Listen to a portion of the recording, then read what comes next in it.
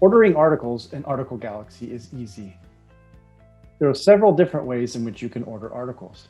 One of the easiest ways to do this is by copying and pasting a DOI into the search bar.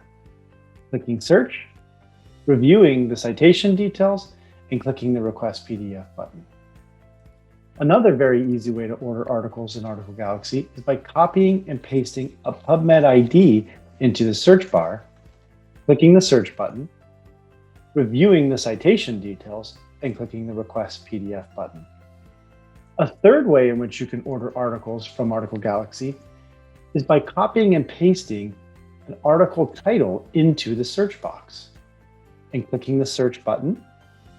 Reviewing the search results will show the article of interest at the top of the list. You can then select See Article Details, review the citation of interest, and click the Request PDF button. A final way which you can order articles from Article Galaxy is through a keyword search. Copy and paste your keywords into the search box, click Search, review the citation results, find an article of interest, click on the Article Details button, review the citation you're interested in, click the Request PDF button, click the Start button, and in most cases, your PDF will be available to download in just a few seconds.